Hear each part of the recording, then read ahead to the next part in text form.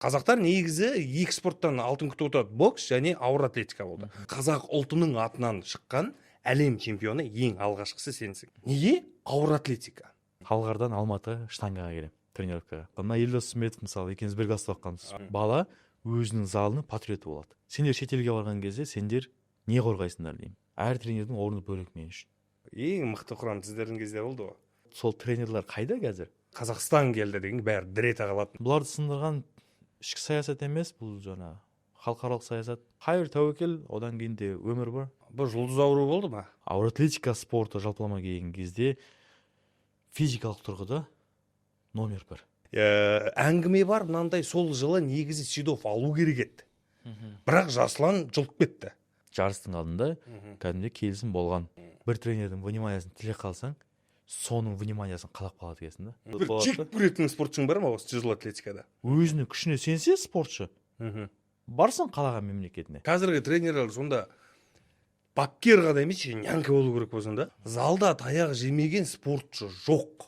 Сосын солардың бар ғой, айлықтарын көтеріп тастасыншы. Біз ауыр атлетиканың бәрібір де медаль күтеміз бәрі. Әлбетте, мен де күтемін, мен барлық спорттан күтемін. Ассалаумағалейкум, құрметті қазақ елі. Ат үстіндегі әңгіме. Бүгін бізде қонақта қазақтың батыры, жалпы ауыр атлетикадан Қазақтан шыққан тұңғыш чемпион Жасұлан Қадырбаев. Жәке, ассалаумағалейкум, қош көрдік. Қош көрдік, рахмет бүгін өзіңізбен сұхбаттасып жатқаныңызға. Өте ерекше, сұхбат бермегелі негізі біраз болып еді. Біраз уақыттар болды, өзі негізі көп сұхбаттардан бас тартып, сондай неде жүрген ғой. Өзіңізбен келісіп, өзіңізбен сұхбаттасам деп жатқанына. Рахмет, сұхбатымыз жақсы өтсін. Алла қаласа, еліміздегі болашақ чемпиондарға, елімізде көрермендерге бір пайдасы тиетін сұхбаттардың бірі болсын, Алла қаласа. Мен Жәке, сұхбат бермегеніме көп болды деп отырсыз, айтатын әңгіме біраз жиналған сияқты ғой. Қазір енді былай қылайық, мен жалпы сізге қазір менің алдымда ешқандай сұрақтар тұрған жоқ, ешқандай қағаз жоқ, телефон жоқ. Мен сізбен бір отырып әңгімелескім келіп отыр. Кәдімгі бір шайдың үстінде отырып әңгімелесеміз ғой, сол сияқты бір әңгіме дүкен құрайық, жақсы бір сұхбат болсын дейік. Ал енді Жәке, бірінші сұрағыма көшейін. Неге ауыр атлетика? Себебі менің зерттеуіме қарасам, сіз бұрында күреспен айналысқан жігіт екенсіз. Күрестен кейін ауыр атлетикаға келдіңіз, және қалай болды, не үшін болды ол? Енді жалпылама мен өзі бала кезден спортшы едім. Спорт деген, физкультура деген мен үшін номер 1 еді ғой енді. Сол үшін деп мектеп кезден бастап спорттың бәрі түріне қатыса бердім. Талғарда оқыдық, соны Талғарда қай жерде қандай спорт ашылып жатса, сол жерге барып қатысуға, күреске қатысып бастағам. Ең бірінші негізі бір өмірімде қатысқан спортым бірі ол каратэ-до деген спорт болды. Каратэ-до деген спорт ерекше эмоциялар алған, ең бірінші медалім да сол каратэ-додан. Сөйтіп бара-бара енді неге күреске қатыстық, жүгіруге қатыстық, велоспортқа қатыстық. Сонымен күреске қатысып, мен бастауышты бітіріп 6-7 сыныпқа келген кезде, сол кезде арманым спорт школаға түсу болды. Спорт школаға түсу, спорт школада оқу. 7 класста тапсырдық спорт школаға. Келген кезде күреске тапсыратын кезде 60 бала ма 10 орынға таласып жатты ғой, шыны керек. Өте көп бала келіп тапсырып жатыр. Ішінде сол кездің чемпиондар болды, не болды. Мен шын мәнінде мүмкіндік болмады енді өз тапсырып, 7 класты бітіріп,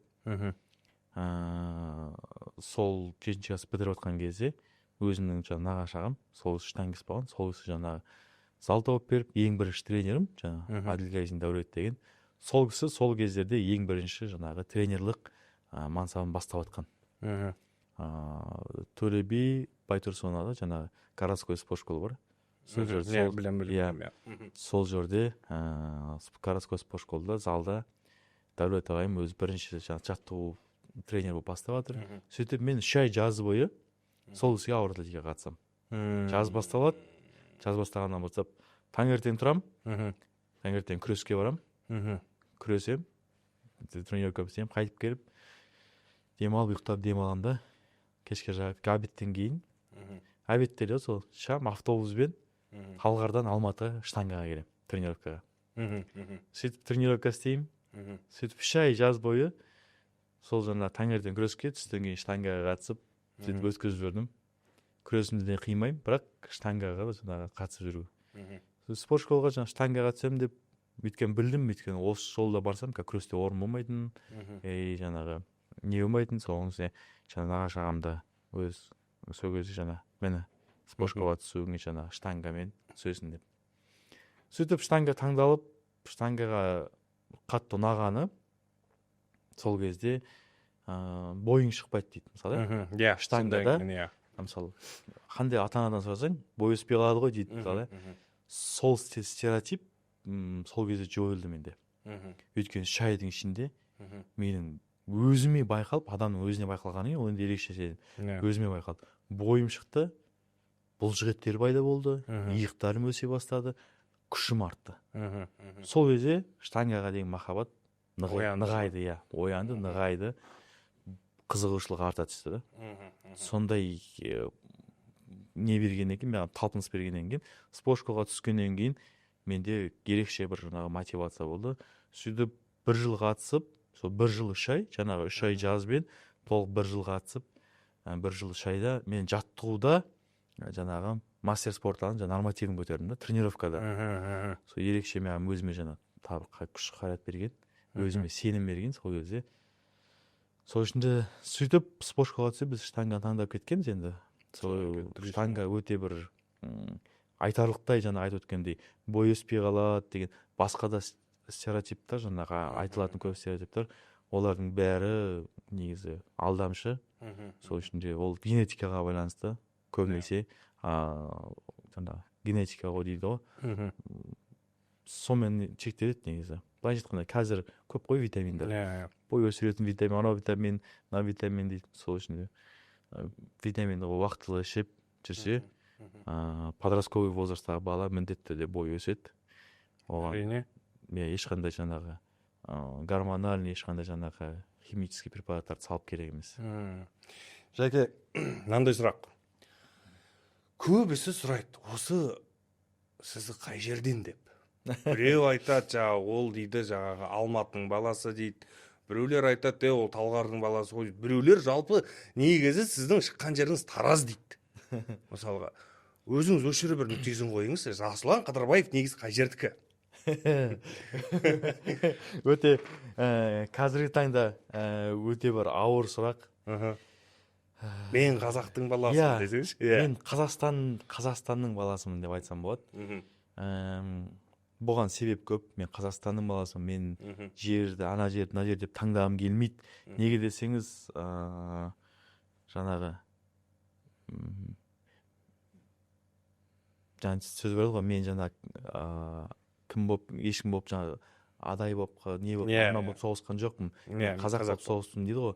Сол секілді тура осы жерде солда мен жарысқа шыққан кезде бұның түбі өте ауыр. Спортшыға жалпылама бұл керек. Патриотизм деген керек. Патриот болу керек.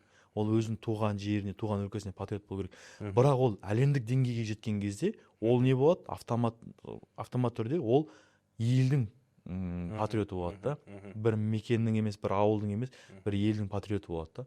Сол үшін мен қазақстандықпын дегеннің бір түбегейлісі осы. Банша дегенмен мен енді Алматы облысы Райымбек ауданы Саржаз деген ауылдан, әкем осы ауылдікі. Осы ауылда туып өскен, сол ауылдікі. Мен өзім Алматы облысы Талғарда туып өскен. Жарысқа шықтым Тараздың атынан. Тараз. Не істеп жүрсіз жәке? Енді ол енді солдай бір не болды ғой енді. Тараз киелі екен. Тараз туралы, Жамбыл өңірі туралы мен өте бір әрдайым мақтанып айтам. Жаңағы Таразға таяқ ұстап келген таймырып кетеді деген бар ондай. Ол мақал бар. Ол жібек жолы сол жерден өткен. Сол үшін де әр өзіме жақын өлкенің бәрі өте ерекше. Өздерінің бір Қазақстанның жалпыма барлық жерін мақтап атасың да. Енді өзім бүйтіп жаңағы тұрып мекендеген жерлерім осы жаңағы Алматы облысы, Алматы, Енді Алматы ең алғашқы махаббатым демекші, биыл Алматыға мен сол жаңа 2005-те бірінші рет келіп, осы жерде қалып қалған себептерім, 2006-та қалып қалған себептерім бірі, сол Алматының ерекше жаңағы бір мегаполис болып қалыптасқан ғой бізге. Бірінші рет жаңа 25 этажды Қазақстан гостиницасын көргеніміз мысалы. Ол кездері эмоция әлі дейін өмірімізге жалғасып келеді да. Пробка жоқ кездер ғой. Иә, қандай светофордың аз кездері сол, иә. Жаңа Жамбылды айтып өттік. Ендігі тағы біреусі ол жаңа Шымкент. Шымкентте ерекше бір қалған сәттер, біз балалық кезде жаңағы сол құрама командаға енді енген кезде, юношеский, сол кезде көп біздің оқу жаттығу жиындарымыз Шымкентте өтті. Сосын Шымкентте таныс дос балаларым көп. Шымкентте Ленгірде, Бүргілікте, Шымкентте 18-ші микрорайонда, Техаста көп жаңағы сол жерде мекендеп жүрдік, сол жерде таныс балалар бар деген секілді. Көп стопқа шығасың. Енді Шымкентте көп стоп істеу қиындау енді.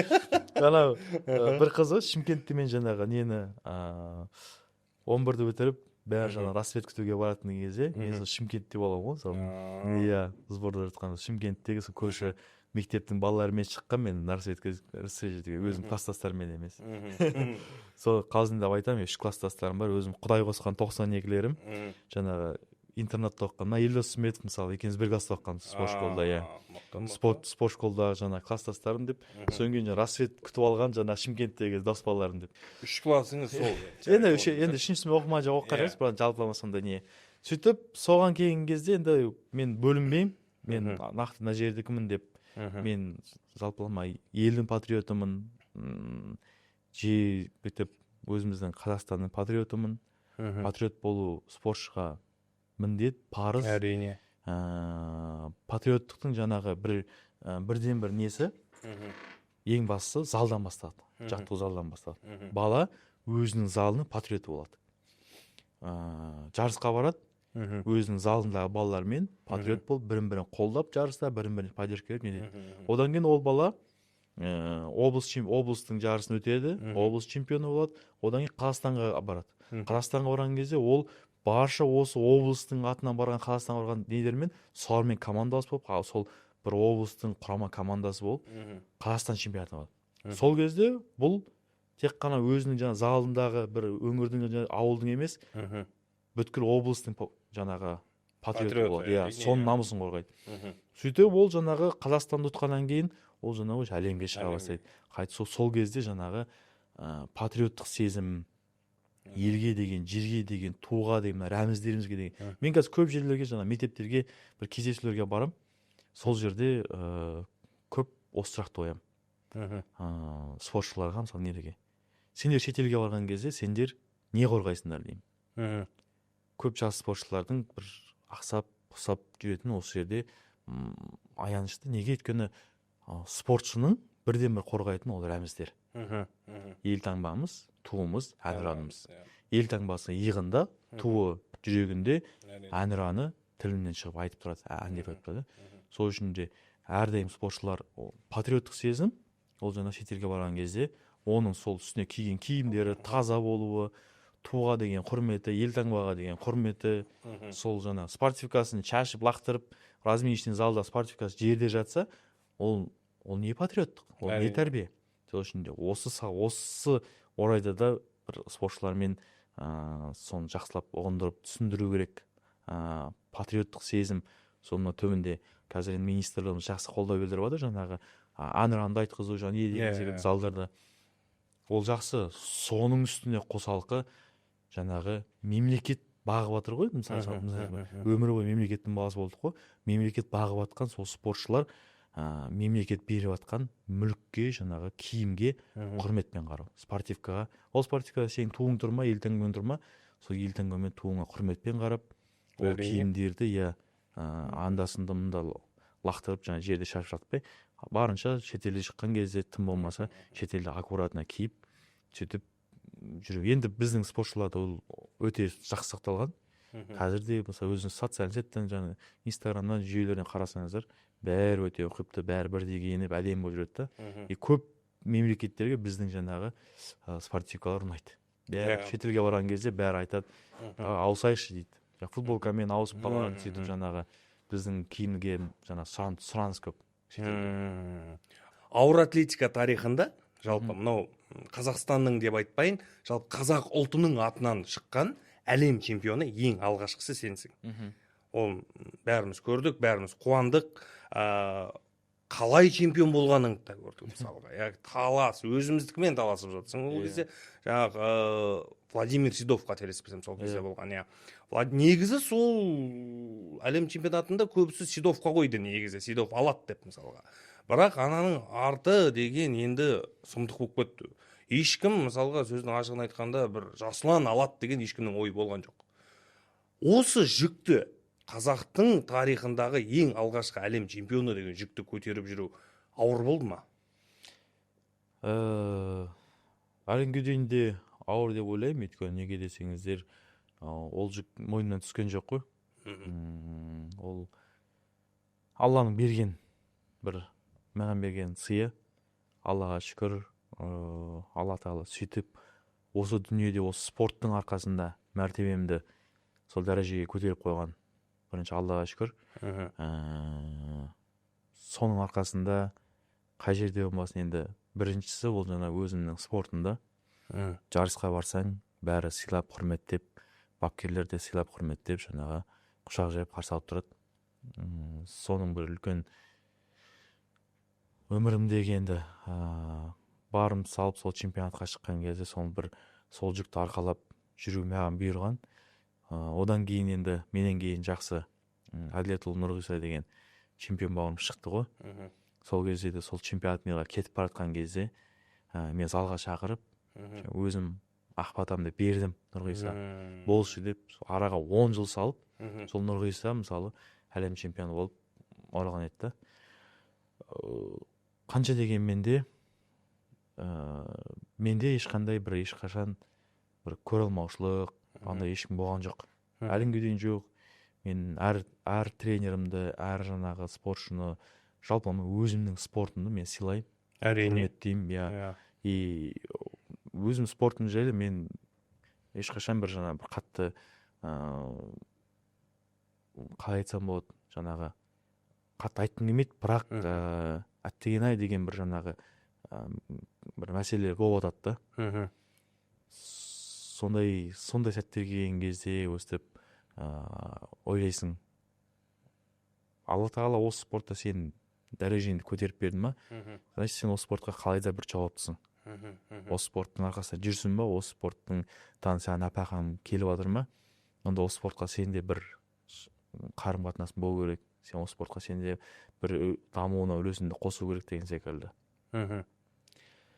Енді сұрақтан ауытқып кетті деп нетпеңіз, бірақ енді қазіргі таңда бір өзіме қатты осы жерде бір қатты тиетіні, біздің спорттың жалпылама қазіргі жағдайында көп тренерлардың әлі дейін енді көп тренер деп баршасын еш ашпаймын, бірақ енді дегенмен бар кейбір тренер жас спортшылармен соларды бәсекеге салып, соларды айдақтап не істеу. Оларды жаңағы запрещенный препарат дейміз. Сондайлар қолданып жатқан тренерлардың, жалпылама жас спортшылар қолданып жатқан тренерлардың бары маған өте бір ауыр тигізеді. Ол сіздің спортта ма әлде жалпы? Менің спортымда. Мен бүкіл спортқа айтпаймын, мен өзім спортымда айтып. Сол үшін де жаңағы осы жерде бір қиын жағдай, ол сол бағана енді бір жолда жатқанда бір әңгіме болды ғой, енді сонда айтып жатқаным.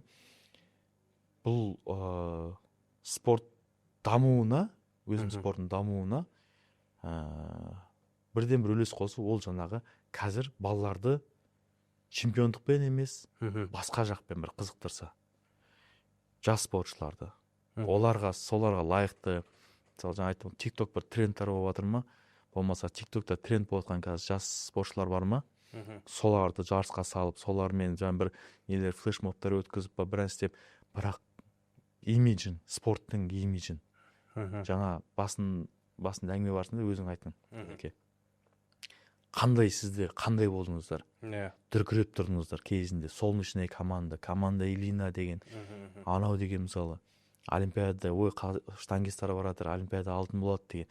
Қандай сенім, қандай команда, қандай имидж болды. Енді соның басқа жағы, сол кезде қаншама адамдар жаңағы спортқа келді соның арқасында, сонда қызығушылық пайда болды ауыр атлетика спортына.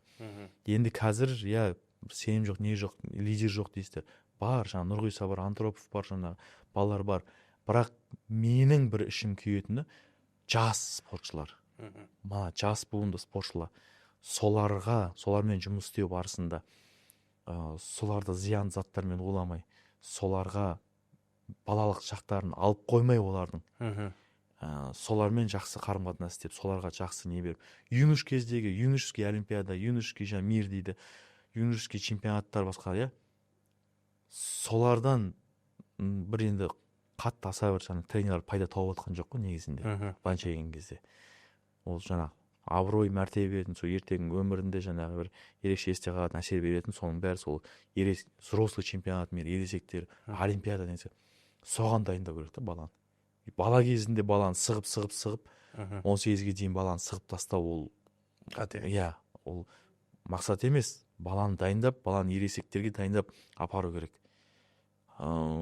Сол кезде жаңағы бала шығу керек деген секілді бір өзімнің іштегі жаңағы бір нем бар.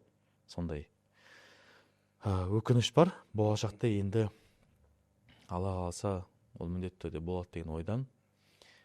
Демек, сіздің айтпағыңыз, баланы ата-ана спортқа береді, бапкердің қолына табыстайды. Сол бапкерлер баланы, ауыр атлетиканың маңайында айтып отырық әңгімені, баланы жаңағыдай препараттар қолдандырмай, дайындап, бір 18 жаңағыдай жас бала болып, юниор болып, сол молодежканы барлық сол деңгейлерден өтеді да, содан кейін ересектерге барады ғой. Соған барам дегенше, жаңа препараттарды тығып тастамай, ана балаға жаңағы бір сөзбен ауыз тілмен айтқанда гонять етіп тастамай алып келсе дейсіз ғой енді жалпы. Ондай тренерлер бар. Олай жұмыс істеп жүрген тренерлер көп. Ол батыр тренерлер көп. Бірақ енді бәрі наравных болу керек қой. Дұрыс па? Әрине. Бұл жерде мысалы бәрі жаңағы дайындалып келеді, арасында бір-екеуі не істейді, жаңағы күшті болып келеді да. Неге бәрі наравных қатыспайды жарысқа дейді. Сол кішкене менің ішімде жаңағы бір қалып кеткен жаңағы не болып тұр да. Енді ол мәселеге мен қалай айтсам болады, өзімді пример қылдырғым келеді. Өйткені мен бала кезде өте көп тренерда болдым. Сол әр тренердің орны бөлек мен үшін. Методикасы да бөлек қой? Олар методикасы да бөлек, әрқайсының мен үшін орны бөлек. Әрқайсынан мен бір өзіме пайдалы зат алдым да, мысалы. Өзіме жаңағы аяқты. Бірінші тренерім Дәулет Адилгазин, Дәулет ағаймен тренировка істедім. Жалпы болды. Ол үшін мен өмірім соңына дейін менің тренерім болды. Ол спортта сондай. Бірінші тренерің, ол сенің өмірің соңына дейін тренерің болады. Одан кейін жаңағы Абен Талғат, Мұхит Дүйсенбаев деген секілді. Одан кейін арасында басқа тренер жүрді. Одан кейін Азамат ағай болды. Одан кейін жаңағы кім? Енді көп сол периодта етіп ауысқан тренер көп болды да.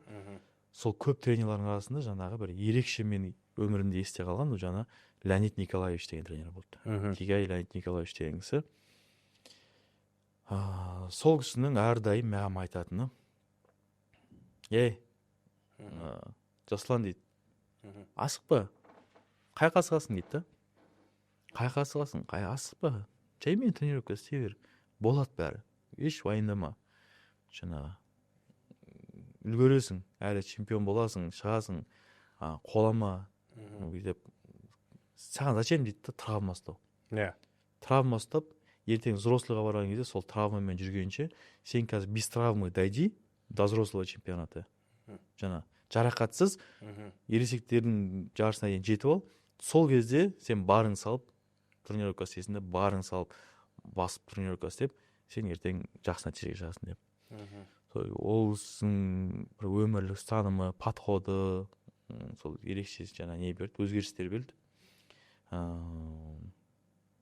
Жалпы барлық тренерімді айтқым келеді енді. Әрқайсының өзінің бір маған өткен, әрқайсымен алған бір ерекше эмоцияларым, ерекше жаңа нелерім болды да. сол үшін де мен бір осы орайда қосып айтқым келетіні, қазір тренерлардың кейбір тренерлер жаңағы бүйтіп баланы сақтап өзім шығарам деген тренерлер баланы беру керек, құрамаға беру керек, жүру керек, көру керек, бала даму керек, басқа балалармен қарым қатынас құру керек деген секілді. Мысалы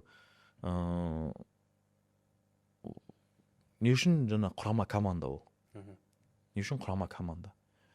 Құрама команда болғаннан кейін оған жауапты бір құраманың тренері бар, дұрыс па?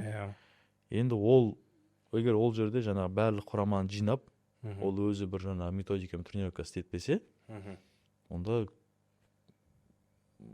болмайды да, я. Сол үшін де қазіргі таңда бізде жаңағы бір құрама командаға жібермей тренировка істететін тренерларды мысалы ойлайын да, неге олай? Болмаса жіберді, өзің бар құрама командаға. Өзің бар, сол жерде жүр. Саған құраманың тренері запрет бермейді ғой, келме деп айтпайды ғой. Кел, жүр сол жерде бірге, командамен бол, бірге дамы. Зато сол командалық жүйе құрылады да сол жерде.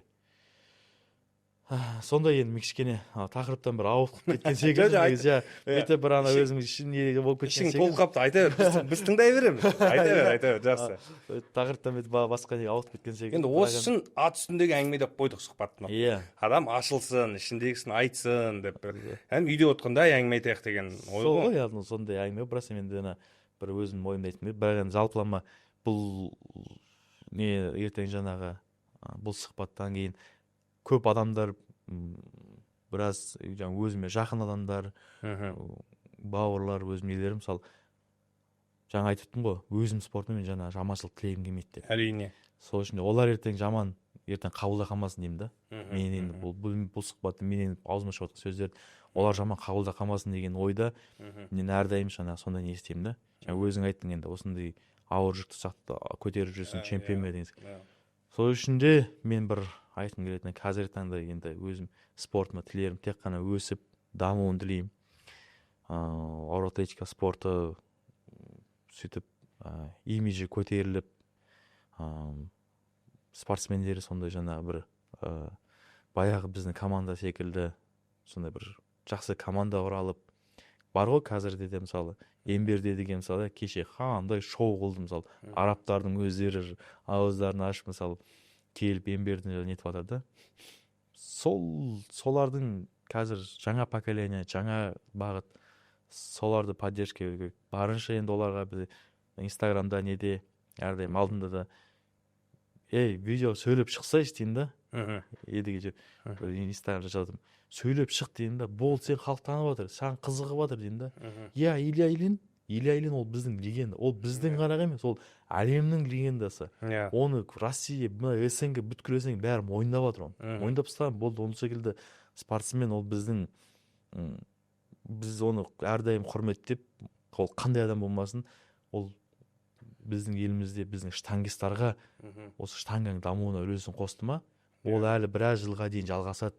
Оның еңбегі осы двукратный олимпийский чемпион. Кім бар Қазақстанда двукратный олимпийский чемпион? Жоқ. Жарайды, баяғы нетпей қояйық. Үміт бар еді сенен негізі. Жоқ, басқа кім бар мысалы? Илья Ильиннен басқа кім бар? Құдай қаласа мен Елдос Сметовқа сеніп отыр бәле. Одан басқа кім бар? Жоқ. Сол үшін Илья Ильиннің бұл ауыр атлетикаға сіңіріп кеткен еңбегі әлі біраз жылға дейін жетеді да. Сол үшін де оның орны бөлек, бірақ жаңа поколение келді ма, жаңалар келді ма, мен әрдайым Нұрғисаға да алдында айтқаным бар. Сол үшін кейін келді. Нұрғиса, Илья батырымыз, Илья Сілем, бірақ енді сен шықтың ба, барынша сен қазір жаңа блогерсің ғой кәдімгідей, соны дамыт, нет. Менің қолымнан келмеді, ана қолымнан. Сен қолынан кеп тұрма, істе, дамыт, сен чемпионсың, сені дәріптеп жатыр бәрі. Өзің спортыңды барынша жаңа дәріптей бер. Потому что енді қазір бәрі социальный сеть болып кетті ғой, осы Инстаграм, ТикТок арқылы таниды ғой бәрі. Сол үшін де соған көбірек сол штанганы пропаганда істе. Едіге Ембер шықты, оған да сразу Емберде сөйлеп шық, обращение істе, не істеп не қойып жүргенді айт, түсір, сөйлеп, общение құр деп адам да. Сосын болды қайде болды.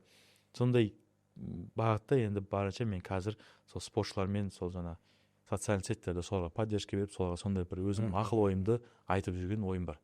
Не болса, енді оларға бүйтіп қатты кірісіп араласып кеткім келмейді. Неге десеңіздер, олардың жеке бапкерлері бар да. Олардың жеке бапкерлерінің алдында бір соларға араласып кеткім келмейді. Бірақ сырттай оларға міндетті түрде жазып, сырттай оларға поддержка беріп, бір ақылымды айтып, бір жерде жаңағы нелері болса, соны айтып, жазып, әрдайым қолдау білдіріп отырамын. Енді қараңыз, енді түсініп отыр, қазіргі мақтап отырсыз жас поколенияны, болашақтар алда деп отырсыз, бірақ іштей мойындайсыз ғой, ең мықты құрам сіздердің кезде болды ғой. Енді оны әлем мойындап қойды ғой. Оны енді әлем мойындап ұстады. Оны неге айтып отырмын? Қараңыз, бұл жерде сіздің сөзіңізден шығып отыр да. Жалпы Инстаграм, ТикТок деп жатсыз ғой, қазіргі таңда даму, сол арқылы танып жатыр дейсіз мысалға, иә. Бірақ сіздердің кезде ондай болған жоқ қой мысалға. Жоқ, былай істейікші, былай келіс алайықшы. Сіз дейміз бе, сен дейміз бе? Сен дей берсе, сен дейін дей берсе, қонаққа келіп отырсың. Жоқ, жазады ғой, этикет қайда, журналист емес пе деп. Жоқ, онда неге қарамын? Сен бойда құрдас екенбіз. Иә, онда неге қарамын деп. Емін-еркін өзің айттың ғой, ат үстінде әңгіме. Сол үшін де емін-еркін сөйлесің. Давай. Хорошо, былай қылайық. Мысалға, қазір Инстаграм, ТикТок. Сендердің кезде ондай нәрсе болған жоқ қой, мысалға.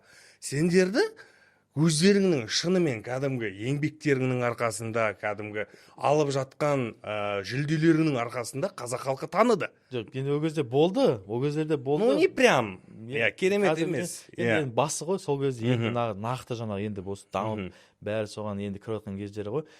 Бұл жерде жаңағы енді сұрағың ғой, жаңағы мықты құрам болды десе, енді ол мықты құрамды кім құрды?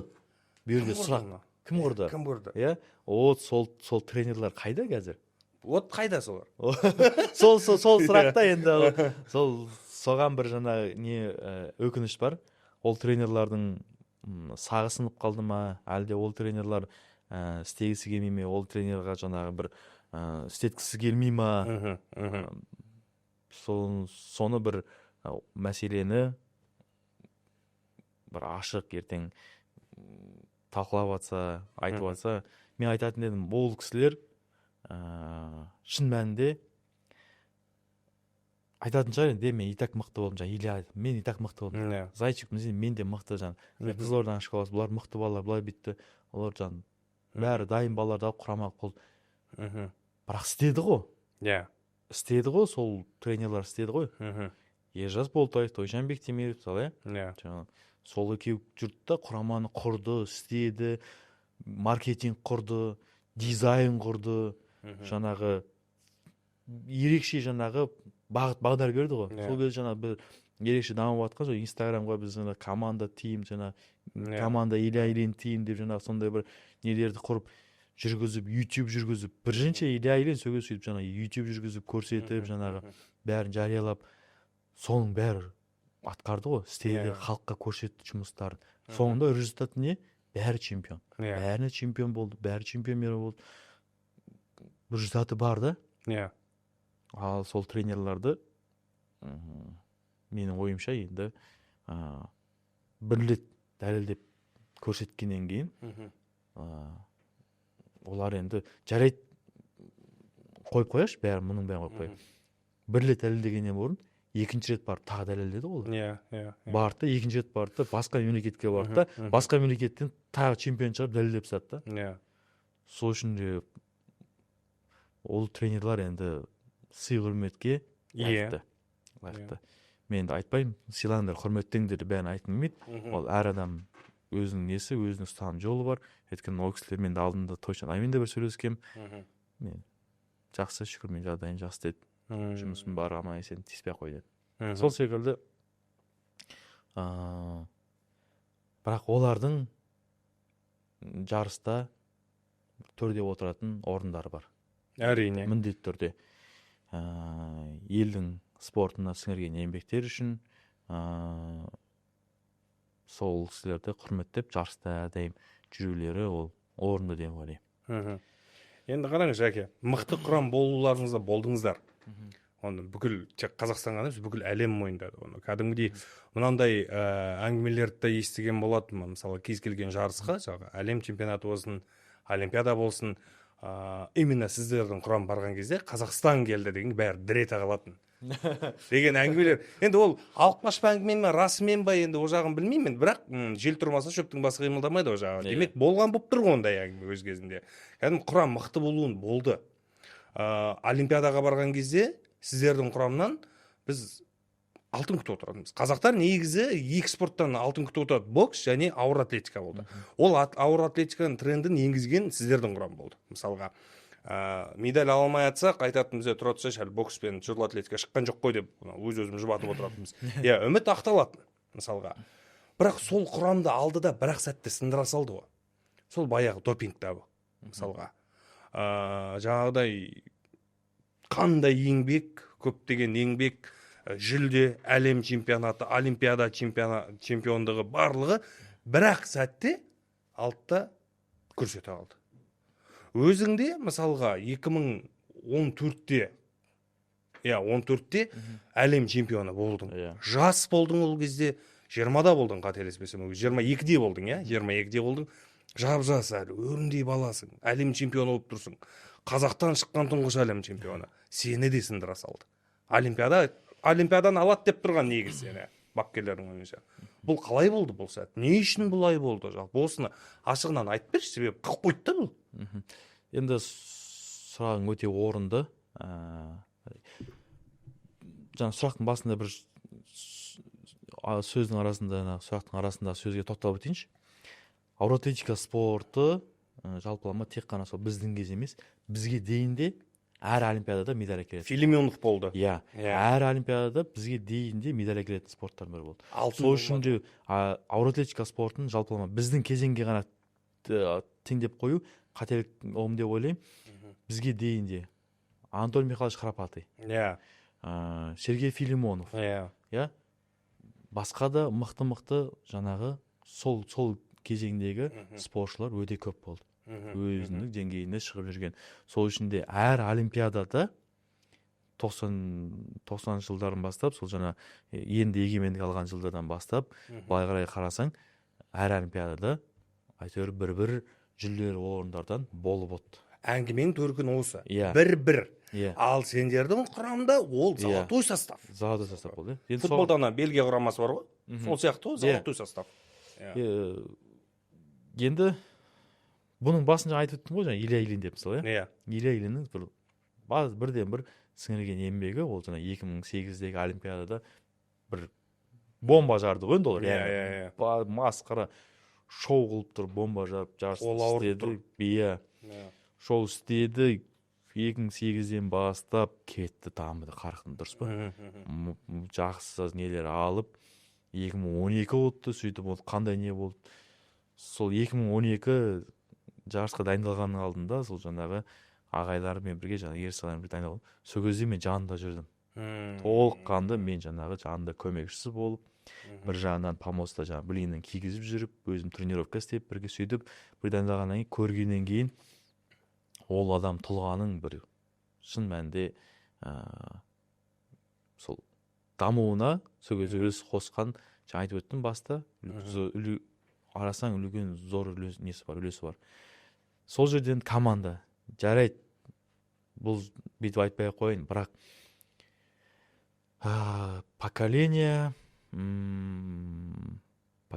қай поколение айтсам болды. Бұл жерде енді мен атап өтсем көп, бұл жерде мен өзім танитын жаңағы кісілер, үлкен кісілер, алдыңғы буын дейміз, қазір 50-ден асқан кісілер, қазір 50-ден асқан кісілер сол кезде жалпылама Қазақстанда үлкен жаңағы спортқа енгізген нелері. Ол әр жерде, әр өңірде өзінің несі бар жаңағы. Көкшетауда жаңағы дядь Боря, жаңағы не деген секілді. Енді былай Вилор Викторович, марқұм Данияр Емеш бар, дядь Бекен бар, Бекен Сәрсенбаевич мысалы. Әр өңірлерде, әр жаңағы жерлерде осы жастағы ерекше осы жаңағы Қазақстанның ауыр атлетика спортының жаңағы дамуына қосқан үлестері көп, осындай аға буындылар бар. Сол кезде сақтап қалған, сол кезде залдар ашқан қиын қыстау замандарда солар өте қиын кездері, солар осы өзінің спорт үшін өңірлерінде барын салып, алып қалған, сол кісілердің де үлкен орасан зор еңбектері жатыр да.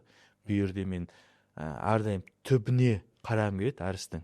Сол үшін бұл істің түбінде сол қазіргі мынау үлкен кісілердің істеп кеткен, сол кездерде 2005-тен бастап істеп кеткен еңбектері, сол 2010, 2008, 2010, 2015-ке дейін сол шыққан чемпиондардың несі, Асқар, Қызылорда мысалы, Асқар аға болды мысалы, Асқар аға десе Қызылорданың бәрі құрметтейді мысалы. Сол секілді сол кісілерді бір білмеймін, сол кісілерге рахмет, Алла разы болсын. Сол кісілердің арқасында жаңа айтып өткендей, сіз айттыңыз ғой енді, сондай құрама команда. Ал енді бұларды сындырған ішкі саясат емес, бұл жаңа халықаралық саясат. Бәрі айтады ғой, негінәрі, негінәрі, бүйтті, сөйтті. Ол бір адамның қолынан келе қоймайды ол. Әуелі Алла куә, бірақ ешкім нақты мынандай деп ешкім айта алмайды оны. Бірақ сол жаңағы халықаралық ауыр атлетика федерациясының бір сондай сояқтың бір несімен болған, қарқынмен болған сондай бір допинг дауы болды. Неге өйтіп айтып отырсыз десеңіз, мен өзім де білемін, бірақ менің ойым, тек қана Қазақстанды сөйтіп алып тастаса, мен күмәнданатын. Бірақ тек қана Қазақстан емес қой бұл жерде. Көршілес қанша мемлекеттердің жаңағы лидирующий жаңағы спортсмендері сол кезде допинг даумен ілініп кетті. Сол үшін де бұл жерде тек қана Қазақстан емес, әлемдік деңгейде болған бір не болды. Сол үшін де хайыр тәуекел, одан кейін де өмір бар. Сабартом тоже. Енді ол өзіңе де оңай болмады ғой, ол допинг дауы негізі. Ой, өте қиын болды. Ол кезге оралмай қояйық, ол кезге. Жылағым келеді. Ол кез өте ауыр кезеңдер болды. Алла сақтасын, ешкімге ондай не тілемеймін. Спорттық мансабында жүріп, олимпиадаға міне деп 8 ай қалған уақытта өйтіп спорттан шеттетілуді ешкімге тілемеймін. Алла сақтасын, бірақ өте ауыр кезеңдер болды. Спорт үшін сол олимпиада деп несін етеді ғой. Жаңағы бала кезде, юниор кезден ғой, 2010-нан бері бірге жарысып келатқан жаңағы біраз нелер қатысты ғой олимпиадаға. Көріп отырық қой енді. Қытайлық бар, тайпеец бар, иранец бар, россиянин бар деген сөз. Россияны қатысқан жоқ кезде. Жаңа иранец бірінші орын алды ғой енді. Сөз айтасың да. Мә осы иранецпен мен жаңа 2011-2012-де кездестім ғой дейсің да. 2011-де, 2012-де сонымен кездесіп, юниор кезде кездесіп, енді 2016-ға келген кезде кездесе алмай қалғанмай деген бір әттеген айлар болды. Бәрі Алланың қалауымен. Адамның қолымен істелінген болса да, бірақ Алланың қалауымен болған шығар. Сол үшін хайыр. Одан кейін де Аллаға шүкір шығып жатыр. Чемпиондар бар әлі. Үмітіміз зор. Құдай қаласа болашақта әлде де еліміздің абыройын, еліміздің рәміздерін қорғайтын болашақ чемпиондар әлі көп болады. Енді негізі 22 жастағы баласың ол кезде мысалға. Әлем чемпионы болып тастадың. Бұл жұлдыз ауру болды ма? Еркекше кезеңмен болады. Еркекше кезеңмен болады. Өздерің секілді журналист жігіттер келген кезде болмаса Астанадан звондап, жаңа сосы тіл мамандары звондап, журналистер звондап, болмаса телевидениедан звондаған кезде ғой әсіресе. Сізге ұшағыңыздың билетіңізді алып қойды, гостиницаңызды брондап қойды, рейсқа тұрасыз, неге келесіз, сізді бизнес машина күтіп алады, бүйтеді, сөйтеді деп ас түсіңе түсіп кезде, ауылдан шыққан балаға анандай құрмет көрсетіп отқан кезде ойлап қалдым, мен екен ғой дейсің ғой, сол секілді дандайсып кетесің ғой, мысалы. Ол кезеңімен болып тұрады ондай кезең. Болып тұрады. Бірақ мен барынша көбінесе жаңағы бір кезеңмен болған шығар, бірақ бір қатты аса бүйтіп ауырып кеттім деп айта алмаймын. Адам танымай қалған жоқсың. Ондай ғой. Оны жаңа Қуат ағадан сұра. Жаңа өзіміз әңгіме айтып отырдық қой басында. Қуат ағамыз деген өзіміз кезінде сол құрама болып Астанада жүрген кезде де Каспер кісілер ғой бізге қолдау білдірген. Алмас өтештің көкесі мысалы. Бүйтіп көреді, бүйтіп. жүрүндө тамак ішеміз ұрып қоя ма? иә тамак ішеміз дейді мысалы Иә. сол кезде мысалы әрдайым жаңағы осыға бұл қарапайым бұл деп мысалы сағат нетсе де әрдайым сол қарапайымдықты сақтап сол қарапайымдылықпен жүре бергім келеді негізі. Біздің істегеніміз түкке тұрғысыз дүние ғой былайынша айтқан кезде. Иә, әлем чемпионы болдық, үлкен жүк, жаңағы Қазақстан шыққан тұңғыш деп нетіп жатыр да. Бірақ өзіме мен бір қатты оны бір неткім келмейді да. Бүйтіп бір қатты аса бүйтіп ауыртпа жасамын да, сонымен одан да басқа нелер көп қой. Одан да басқа үлкен істер көп қой. Істер жатқан абыройлы істер көп қой. Сол ішінде бұл дүниеде болған бұл дүниелік мәртебе, Алла Тағала мәртебені көтергеніне соған қатты бір дандайсудың қажеті жоқ деп ойлаймын. Дұрыс. Жалпы жаңа айтып отырмын ғой, жастайыңнан чемпион болдың да, болды, олимпиаданы қопарады деп тұр сен. Алады. Біз сол кезде не біз қазақ ырымшыл халықпыз, болжаған жақсы өлеміз ғой жалпы өзі. Болды дедік қой, Жасұлан бір олимпиададан алтын алып келді, болды. Жаңағы әлем чемпионатын алып тастады. Әлем чемпионатын алған адам олимпиададан ала алмай ма деген ой болды да бәрінде. Сөйтіп бәрі сенен күтіп отқан кезде допинг дауы басталады, сен жаңағыдай шеттетілесің. Басында қателеспесем 2 жыл болды, иә, шеттетілуің сенің. Иә, ол жаңағы баяғы не ғой, бірақ негізі 8 жыл ғой сол жаңағы неден кейін. 8 жыл. Енді қарашы, қай кезде сен шешім қабылдадың тоқтатам деп? Себебі допингтан кейін де осы даудан кейін де жалғастырып жатқан спортсмендер бар ғой. Себебі сенің жалпы менің ғана ой емес, біраз адамдардың ойы Жасұланның негізі карьерасында бір орысша айтқанда недосказанность қалып болды дейді да. Бір алу керек еді ғой бала олимпиададан деген сияқты. Сен өзіңде де ондай бір арман болған шығар енді. Қай кезде шешім келді саған? Болды, қойдым деп. Иә, әлбетте болады ғой. Енді ойла, 8 жыл деген оңай сұрақ па? Жоқ. 8 жыл деген әрине қиын. Қиын ғой, мысалы енді өзің ойла, 8 жылда қандай не өзгеріп кетеді мысалы. 10 жылдан кейін араға 10 жыл салып мысалы артынан ізбасар шығып, Нұрғиса шығып мысалы. Сонда жаңа тренер мен өзім тренерларымда таныс, сол кезде замандас бауырларымда, достарымда бәрі айтады, жай басташы. Сол ғой. Иә, сен 8 жыл өтті, бастап қазір тренировка істесең, сен мынаны қазір ұтатын не ететін ғой дейді. Мен айтамын да, Нұрғиса отқан кезде ғой өзім ұтқандай болдым мен. Бәрі миғам жазып тұтаған кезде Нұрғиса, потому что мен оған шынайы тіледім да соны. Мен оған шынайы соған тілеп, батамды беріп, соны жібердім да сол жаққа. Сол кезде мен ішімде жүрегім жұмсарып, мен өзім ұтқандай сезімге бердім да. Иә, бұл менің спортым, мен айтқан жоқ, мен бұл спорттан алыстап кететін едім. Мен қазір мысалы бүгін кеш жағын тренировка істеймін бар. Талғар. Жоқ, өзім залда. Тренировка істеймін сол, иә. Мен қойған жоқпын спортты.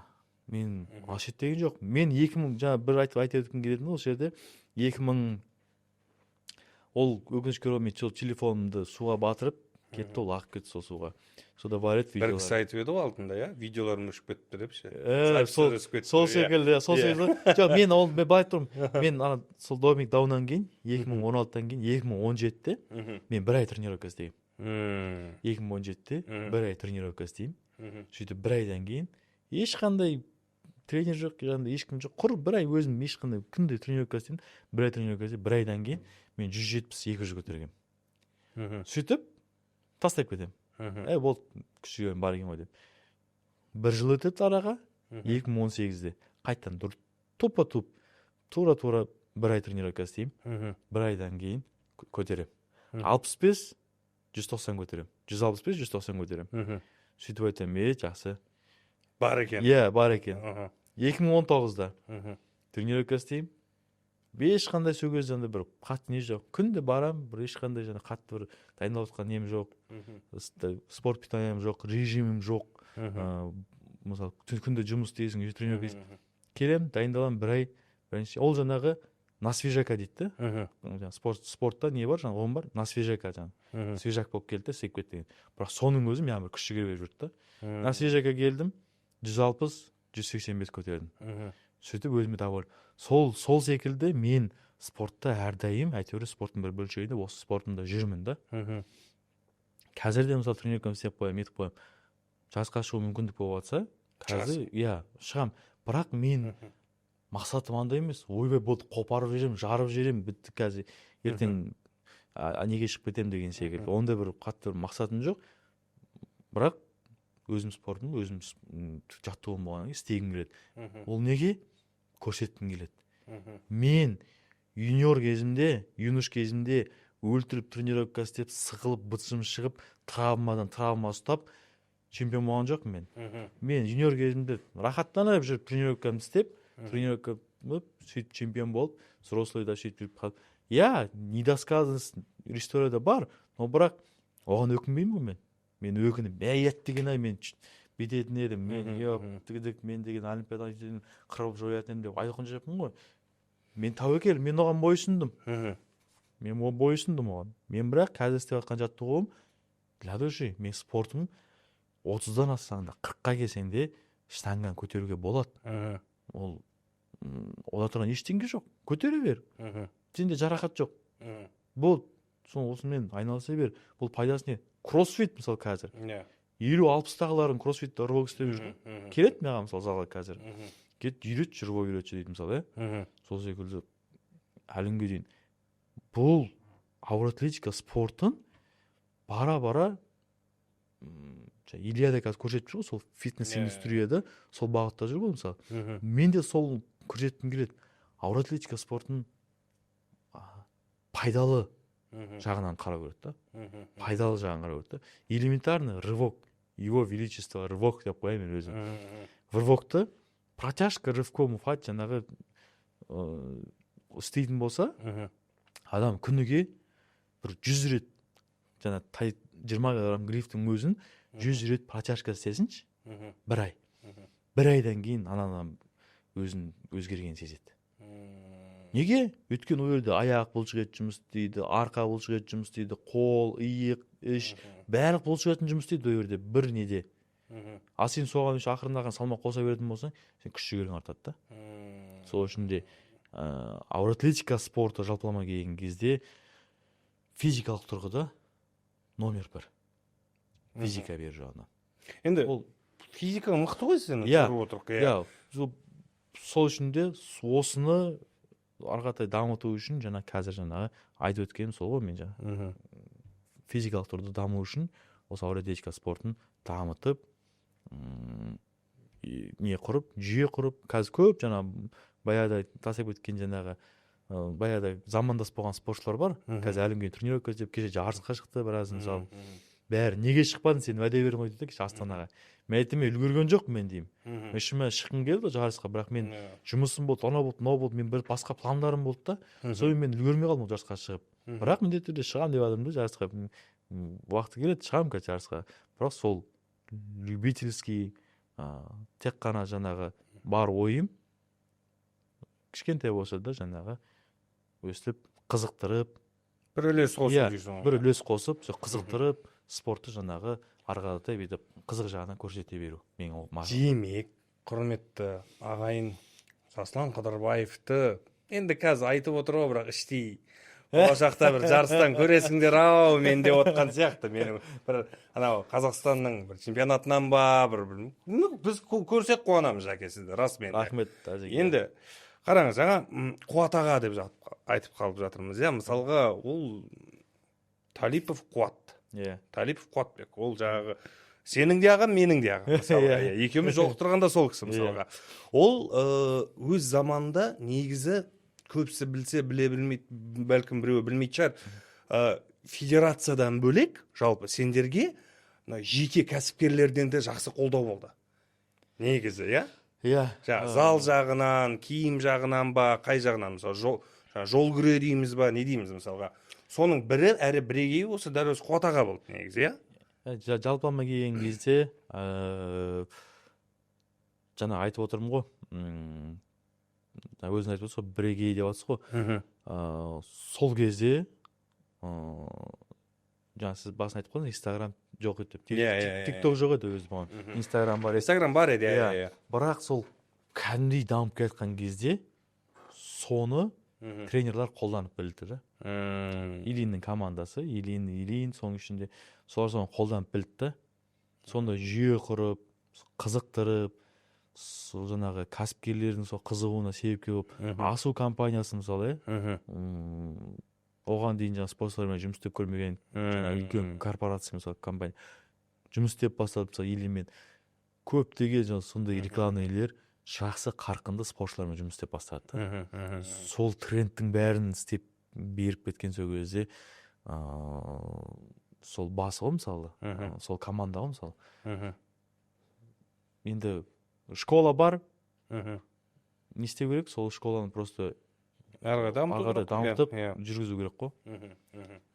Сол Қуат ағаға енді алғыстарың шексіз шығар. Енді менің де алғысым шексіз негізі. Қуат ағаң орны бөлек. Иә, орны бөлек. Иә. Тынысы бөлек, ұрыс етіп. Ұрқы қойып анда-санда бейді. Арқаңнан кеп. Жалпы, былай істейікші енді, сен жаңағы спорт әңгімесіне көшейік, именно тяжелый атлетиканың ішінде болатын жағдайға. Мысалға, мынандай келісімдер бола ма іште? Бір весте, мысалға, бір салмақта екі спортшы, мысалға, дәл сенікіндей, мысалға, Седовпен екеуің бір салмақта болдыңдар, 94-те мысалға. Әңгіме бар, мынандай сол жылы негізі Седов алу керек еді. Бірақ Жасұлан жұлып кетті деген әңгіме. Седов содан кейін енді иманды болсын қатты қиналды дейді, біраз депрессияға кетті деген әңгімелерді де естідік. Бұл қаншалықты рас, және ол келісілген дүние болды ма, әлде аяқ асты шығып кеткен дүние болды ма? Осы әңгіме негізі бағана Седовтың әңгімесін бастағанда жалғастырамыз ба дедім, сөйтіп біз басқа жаққа кетіп қалдық та. Мен қазір қойып отырмын. Осы соң толықтырып айтып берші, Седовтың көңіл күйін бәріміз естідік, бірақ нақты рас па, өтірік па, бізге білесің ғой, әңгіме берсең, ұшырып жүреміз ғой өйтіп.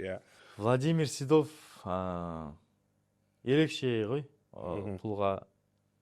Оны құрама командада қазіргі тілмен айтқанда ChatGPT келеді ғой. Ауыр атлетика спортында. Ауыр атлетика спортына байланысты сұрақ қоясың, любой сұрағыңа жауап береді.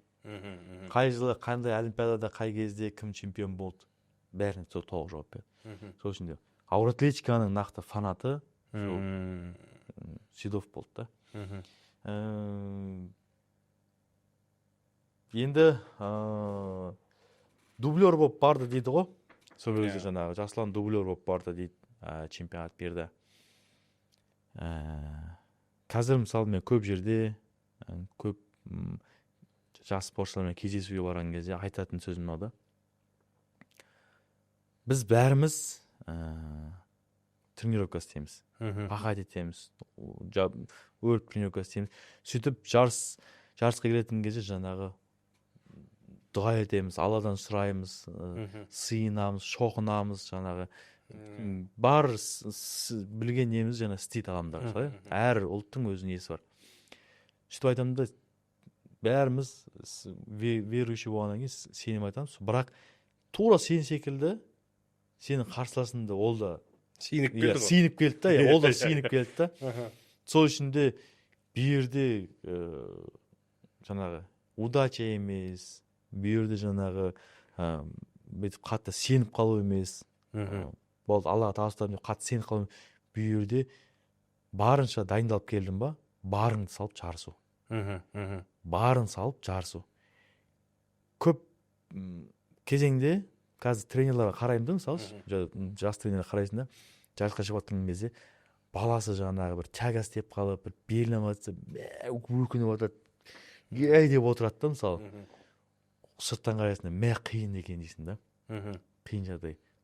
Спортшы, балаң жарысқа шығып, барын салып, тренировкада істемей кетсе, аят деген айдың көкесі сөгесі болады екен да.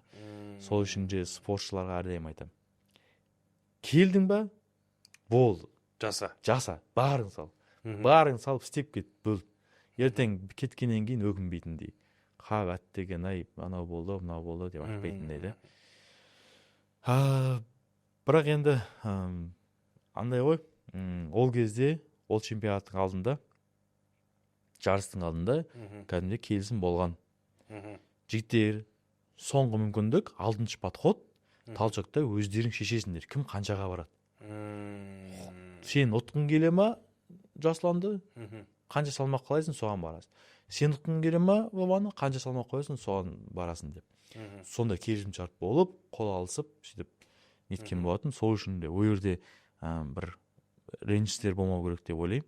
Өйткені о бастан келісімдер болған, бірге жаттығу істегенбіз, бір залда, бір помоста, бір бөлмеде тұрғанбыз шейін кезде. Сол үшін де мен шын мәнінде неме айтам, оған ешқандай бір қарсыластық нем жоқ. Әрдайым сыйладым, құрметтедім. Өз бетіне өзі тұлға болды. Мықты болды ол шын. Иә. Ағасını да әлі күнге дейін сыйлаймын. Ағасына да айтам.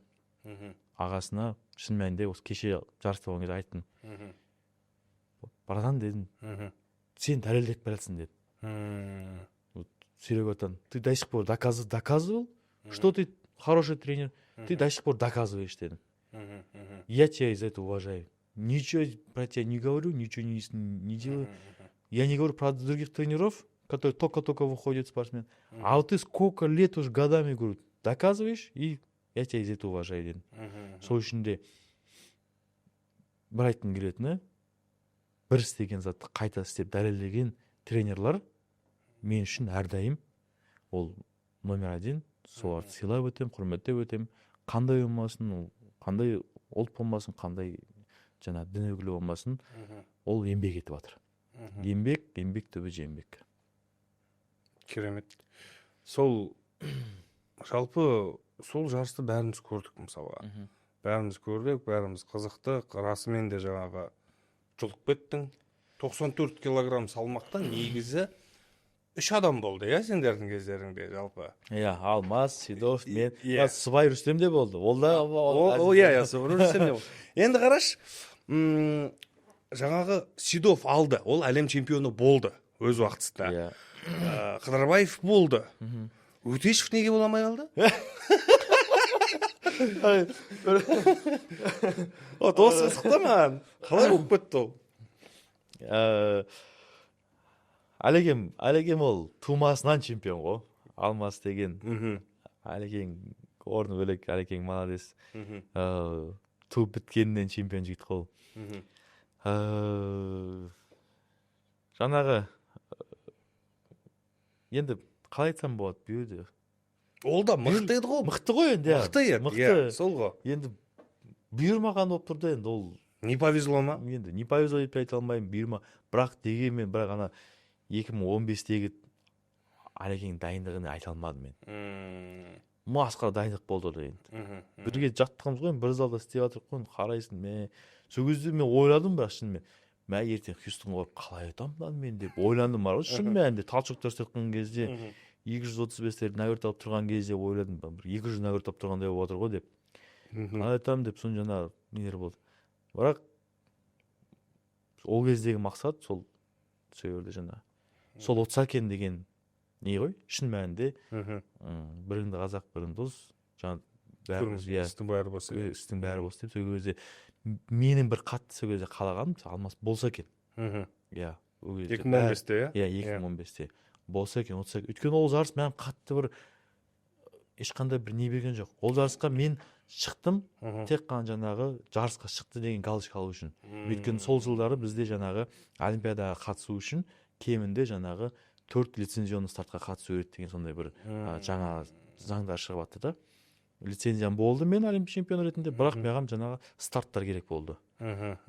Лицензионный стартқа шығу керек болды. Сол үшін де ол жарысқа мен барғаным, мен жарысқа шықпай та жарысқа барып, включация етіп, бір подход істеп, кетіп қалсам да менде не болады. Жұлдыз ауруына шалдық бағамын дейді, иә? Енді шын мәнінде сол кезде ғана, иә. Бірақ анау жарыстың өзі жаспын ғой мысалы, иә? Әлі де барып қатысып қалу, істеп қалу, орын алып қалу дегеннен бардық. Әлекем енді соның жарыс еді ғой енді ол. Алмас Өтешевтің жарыс еді ғой. Не жетпей алды? Айта алмаймын ештеңке. Бірақ ол жарыста маған жетпеген айтайын ба? Маған жетпеген внимание жетіспеді. Ер жасағанның вниманиясы жетіспеді. Шын мәнінде бар ғой. Ана жерде енді размишін залда айындай болып отыр ғой. Сонда ана бір тренерға үйреніп қалсаң, бір тренердің вниманиясын тіле қалсаң, соның вниманиясын қалап қалады екенсің да. Уже ерсайым дайындалып үйреп қалған, тренировка разминка барысында ерсі айтты алмаспен қарап жұмыс істеп жатыр ғой. Алмас шығарып жатыр, алмас дайындап жатыр, соған қарап вниманием бәрі сода да. И ана ерсі вниманиясын маған жетпей жатыр ғой. Уже соған мұқтаж болып қалдым ғой, короче, андай. Bu yerде мен жаңағы қалған өзім тренерімді нетіп отқан жоқпын. Бірақ мен ана кісінің бүткіл дайындық барысында мен сол кісінің бір ауыз көзіне қарап, бір ауыз сол вниманиясына тренировка істеп жүрген адам жарысқа барған кезде ана кісінің вниманиясы керек болып қалды ғой. Сондай бір өзіме бір сондай не болды да сол кезде. Бірақ енді ол жерде де Алланың қалауымен жақсы жарыстық қой. Өзіме жақсы жарыстым деп ойлаймын мен. Істей алмадым, бірақ енді қызық жарыс болды. Болды бір өмірімде ерекше есте қалатын жарыстардың бірі ғой. Бір бола ма ол? Еркекше мойындайшы. Көріп отырасыз да, телевизордан бір ауыр атлетика болып жатады да. Мынау алмайды да. Бола ма ол? Еркекше айтшы. Болады ғой енді, бірақ әр кезеңде әрқалай болады. Бір жек көретін спортшың бар ма осы тяжело атлетикада? Атын айтпай-ақ қой, жалпы бар ма сондай адам? Жоқ. Жоқ, мүлдем жоқ. Тяжело атлетикада ауыр атлетикаға қарым-қатынасы бар адам болса, мен оны жақсы көремін. Андай жоқ қой, телевизордан сол выступление аударып жіберу басқа жоқ. Бірақ жаңағылай бар, иә, көтере алмайды, аламайды. Иә. Онда нелер болады. Мен болғанда ана жерде. Дандайсып кеткен дейсің ғой. Мен деп ауызбилля ондай емес, бірақ біздің спорт андай ғой. Жаңағы өзі дайындық барысында бір определенный бір салмақ көтеріп жарысқа барасың. Сөйтіп жарысқа барғаннан кейін, сол определенный салмақты дайындалып жарысқа барғаннан кейін, сен сол үміттеніп барасың ғой. Так, мына суммамен мен үштік келемін деген секілді. Сол үшін біздің спортта кішкене сондай бір не бар.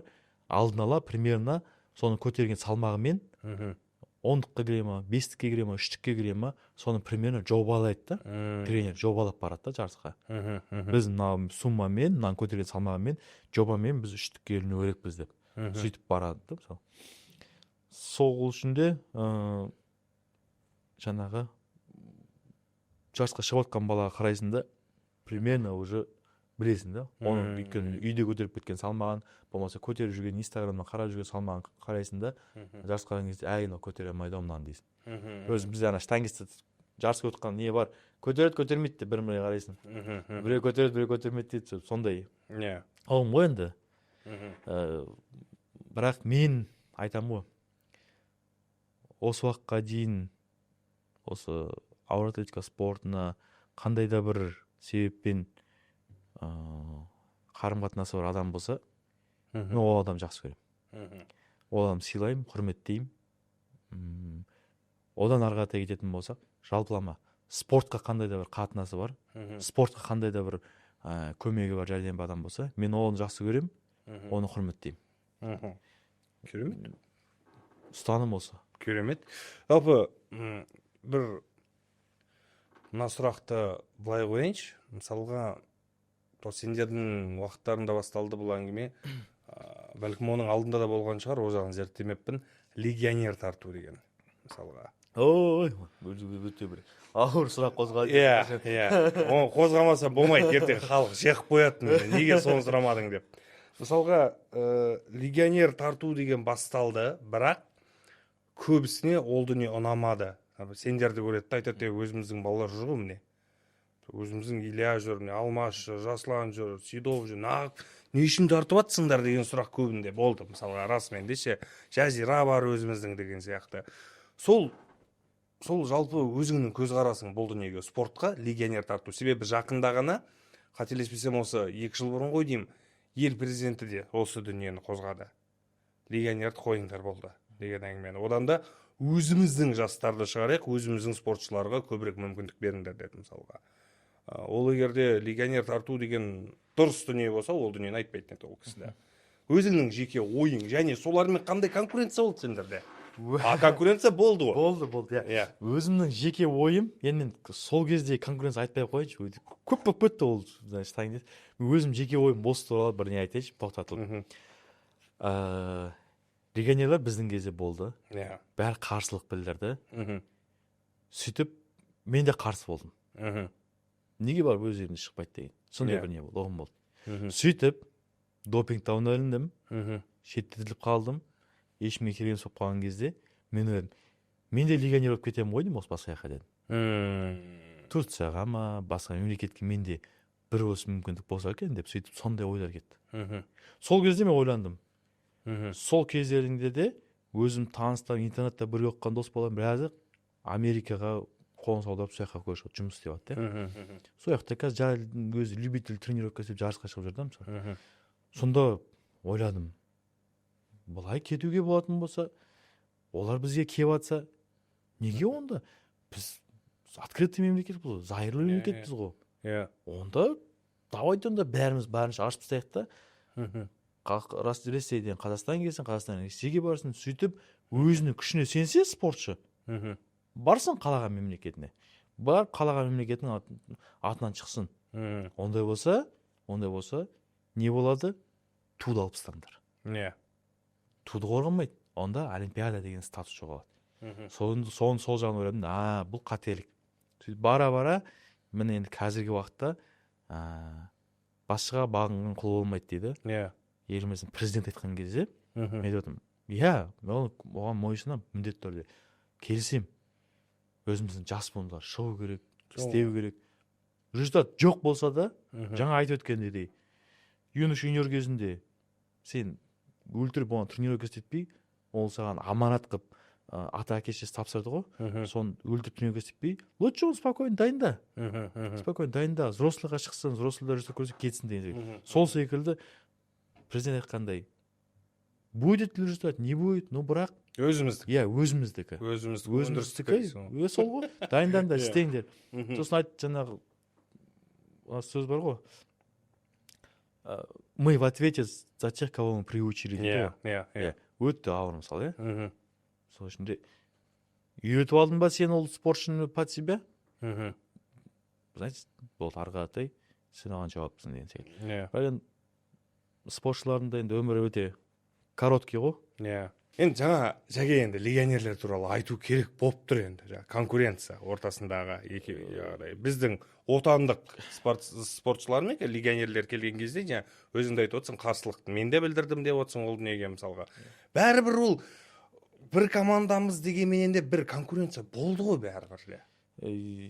Болды ғой, мен бір қатты конкуренцияның әсерін мен сезінген жоқпын. Өйткені ол кезде жаңағы біздің елге келіп жатқан шетелдік спортшылар, олар көбінесе жаңағы кішкентай салмақтағылар болды, болмаса қыз балалар болды да. Сол үшін олармен бір қатты конкуренция көрген жоқпын. Бірақ өз еркім оларды сыйлаймын, құрметтеймін. Енді оның ішінде атап өткім келсе жаңағы Майяны. Манеза. Неге десеңіздер, осы жақтың ұлтының азаматына үйленіп, тұрмысқа шығып, наоборот, Қытайдың медицинасына келіп, осы жерге жаңағы кәсіп ашып, осы жерде жаңағы өңдетіліп, жаңағы дамытып, мемлекет берген ақшаны осы елде қалдырып, осы жерде дамытып отыр да. Аны екінші қызды Зулияны мен білмеймін, не істеп не болып кеткен, ол по-моему бір кетті деп естідім. Сондай, сол үшін де мен жаңағы сол жағынан қолдамаймын. Қарсы алды келдің ба сен онда осында тұрақты қоныс аударып керек өйсің. Жаңағы Майя секілді. Келді Майя осы жаққа тұрмысқа шығып, осы жерде бала туып, осы жерде жаңағы кәсіп ашып, осы жерде арға дамып, елдің дамуына өз қосып бірге дамып жатыр. Ал енді жаңағы келіп, осы жерден чемпион болып, атағын алып, сөйтіп арғата кетіп, қайтадан өз еліне қайтып кету деген ол кішкене дұрыс емес. Мен де қолдамаймын. Сондай ғана не болды. Ал олармен қарсыластық, бәсекелестік басқа спортшыларда болды. Енді оларды өздері жеке айтатын жаңа Жазира Жаппарқұлдарда болды мысалы, сондай бір кезеңдер. Енді сол легионерлерге айтатын болсам, сол абылайынша жалпылама келген кезде ол легионер болса да, басқа ұлттан келсе де, ол да тура өзім секілді спортсмен да. Ол да өзім секілді спортсмен.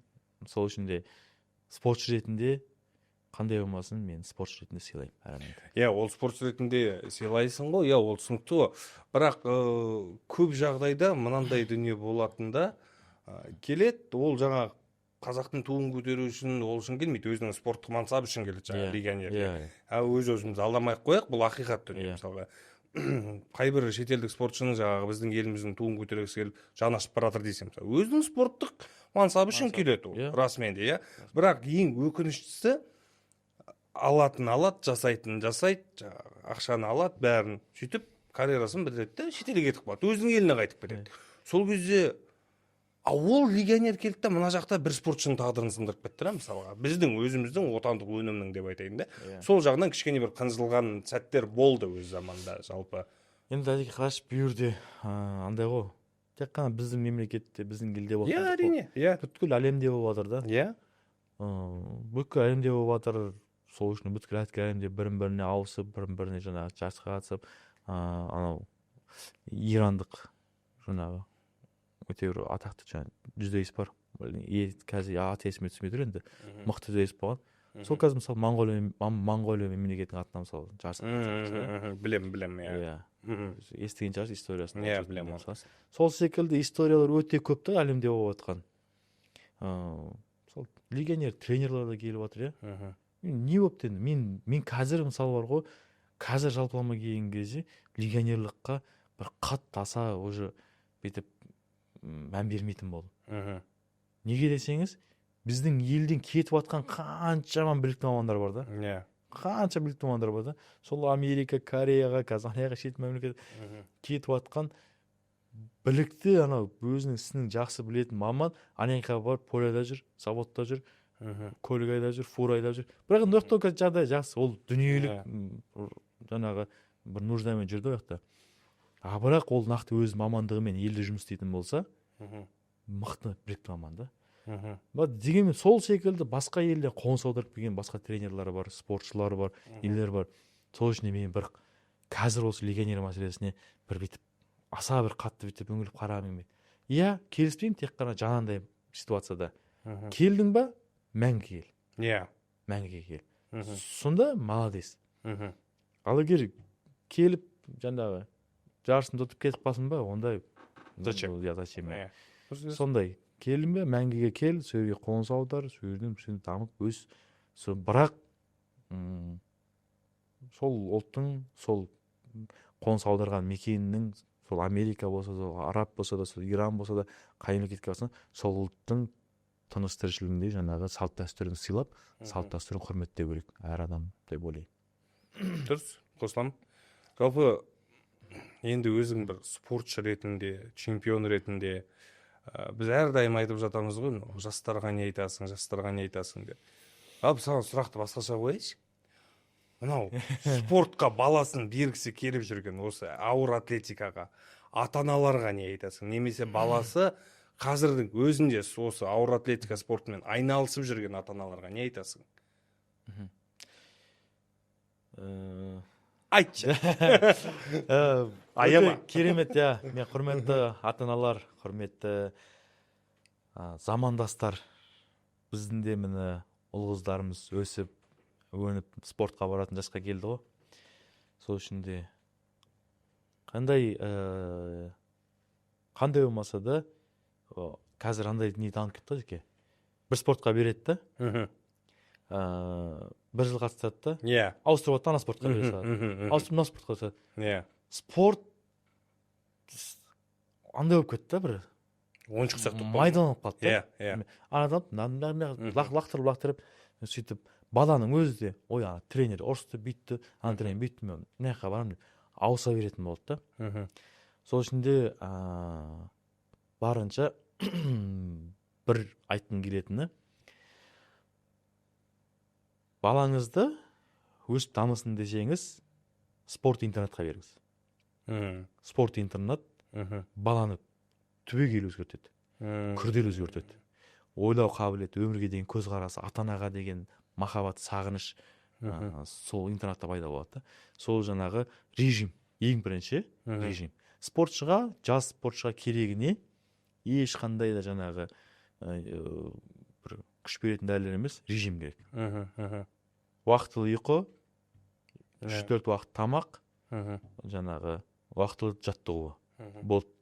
Сол уақыт, өйткені ол бала өзі өсіп келатқан организм.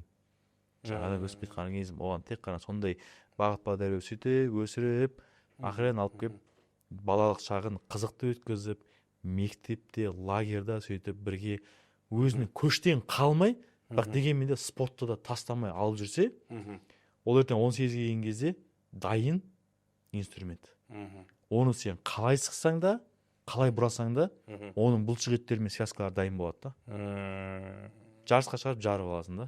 Болды. Ары қаратай сұрайсың, не істейсің, барасың ба, қатысасың ба, ары қаратай қатыспайсың ба? Ол же өзі ақыл есі тоқтаған, жаңағы 18-ден асқан бала өзі шешім қабылдайтын бала, ары қаратай өзі шешім қабылдайды. Дұрыс. Сол ма? Сол нақты келген кезде. Ал бала кезіндегі баланы жаңа сығып қағып нетпек керек емес. Сол үшін құрметті ата-аналар, балаларыңызды бергілеріңіз келсе, мен ауыр атлетика спортын айтатын болсам, ешқандай да бой өспей қалу, стереотиптар, оған сенбеңіздер. Сенің бойың қанша? 1.80, 1.79 ғой, 1.80, иә. Көріп отырсыздар. Бұдан да ары қаратай жаңағы өсі, иә, мен қалай айтайын, тоқтатады. Бірақ определен жасқа келген кезде. Мен бойым өсіп тоқтады, ол енді нагрузкадан. Сен ойла, күнде нагрузка аласың. Бірақ өсуінің жаңағы бала кезде ешқандай кедергі болмайды ол. Мен уже жасым келген кезде уже ол тоқтатты кішкене, ол ары қаратай ол нетпейді да, түсіріп тастамайды да. Ол өседі, өзінің генына байланысты ол өсіп барады, қай жерге дейін келеді, сөйлеп өсіп барады. Көптеген стереотиптар сондай. Нетеді, анау болады, мынау болады деген стереотиптерға сенбеңіздер. Ауыр атлетика спортына беріп, оған сенім артқаннан кейін міндетті түрде жаңағы бапкермен жаңағы бір қарым-қатынас ұстап отыру. Сол да маңызды да. Андай қарым-қатынас андай ұстамау керек та. Жарысқа баратқан кезде не істеу керек біз? Тренерден сұрау керек та. Не істеу керек біз? Не ақыл айтайық, не внимание берейік дегендей. Енді қазір көп ата-ана, көп көп балалар қазіргі поколение. Біздің поколение, біз қамшы, соны сұрайын деп отқам, кстати. Қамшымен, ұрумен жаңағы сабаланып, жаңағы тәрбиеленгенбіз. Залға кірсең, ағайын қас-қабағына қарап, бүйтіп көрсе. А қазіргі балаға бүйтіп істей алмайсың. Қазіргі балаға внимание керек. Қазір залға келген балаға біреусіне жаңағы упражнение үйретіп атып, істеп қойып, о, молодец десең, екіншісі сол внимание тілеп тұрады. Сен анан ұрсаң, ол наоборот сенен азықтай береді. Ертең әке-шешесін ертіп. Иә. Ол бала қазір неге? Өйткені қазіргі ұрпақ үйде вниманияға толы өскен. Үйде әкесінің, шешесінің, ағайын туыс бауырларының вниманиясымен бөленіп өскен бала болғаннан кейін, ол балаға да міндетті түрде сен залда не істеу керек? Тренер сол вниманияны беріп өсіру керек та. Қазіргі тренерлер сонда бапкер ғана емес, нянька болу керек болсын да. Я нянька емес енді, нянька деп айтпаймын. Ол бапкердің жұмысы ана баланы спортшы қылып шығару, нақты еркек қылып шығару ғой, мысалға, расын айтқанда. Иә. Қарашы, енді бұл жерде былай заман дамып жатыр ғой. Заман дамып жатыр. Бәрі көріп жатыр, бәрі социальный сеть, қазір залдарда видеокамера да бар, анау бар деген секілді. Соған байланысты тренер де бапкер де дамиды ғой. Сол заманмен бірге дамиды ғой. Бірақ жаңа айтқым келгені, бала внимание тілей ма? Балаға внимание бере салу керек. Бірақ алмай жатыр ма, болмай жатыр ма? Онда жаңағы сол наказание, спортивный наказание болады ғой жаңағы. Отжимание, командный жаңағы. Бәрін бірге наказать етіп, планкаға тұрғызып қой, отжимание істейді. Сол ана өз кінәсін мойындайды. Сөйтіп көпшілікпен бірге жаңағы бәрі сөйтіп тәрбиеленеді да. Қазіргі көп тренерлар, жаңағы істеп жатқан тренерлер сондай методты қолданады да. Сөйтіп бала не дейді, ақыры тәрбиеленеді, көпшілікпен бірге жүруді үйренеді, көпшіліктің жаңағы несін, мнениесін тыңдап үйренеді жаңағы.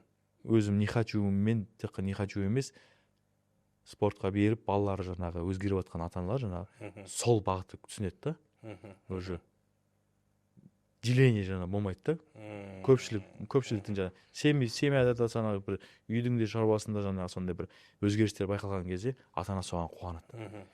Енді мен айтқым келгені жаңағы жерде тренермен сырлассын дегенім, сол қазір енді былай ғой, этаппен ғой өз бала. бірінші этап 1 жыл, екінші этап жаңағы КМС, ақырын подмастер кетеді, сөйтіп сондай дайындыққа келген кезде ана уже КМС-қа келген бала уже кішкене тренерға жақындай бастайды. Тренерді айналыстай бастайды, уже кішкене мастерға жақын, мастер балалар уже тренердің сөзі өтімірек болады көп жерлерде. Сол кездерде ата-ана наоборот через тренер действие да. Не қалай жарысқа қалай істейміз, не істейміз, мотивация не істейсіз, қалай ертең шығарып салу керек мысалы, сондай енді сол внимание жүрген бала ертең әке-шешесі келіп вокзалға апарып шығарып салып жатса қуанып қалады мысалы. Оның үстіне тренер де қуанып қалады. Неге? Өйткені тренерға да жолайым жеңіл да. Бәрі бір жерге кездесіп, сол вокзалдан бәрі кетіп қалады. Сондай мәселелер, бір тонкий мәселелер ғой, көбінесе ата-аналардан зависит ететін заттар, ол осындай бір жұқа мәселелер ғой. Бір жарыстан күтіп алу, жарысқа шығарып салу, поддержка беріп қою, неге бүйтпеді, неге менің балам видеоға түсірмедің деген сұрақтар емес, наоборот, барынша шанасы нетіп қою ғой. Маған курс ашсай жәке. Жоқ, курс. Мен білмеймін, осы подкаст бір жерге келем ғой. Осы жерде тілім байланып қалады негізі. Негізі айтатын нәрсе көп па? Ішім деген бір айта алмай қалады. Ал былай жеке бүйтіп отырып қаласың ғой. Балалар келеді ғой. Бүйтіп балалар келеді, мә братан мынандай отыр. Бәрін айтып бересің да.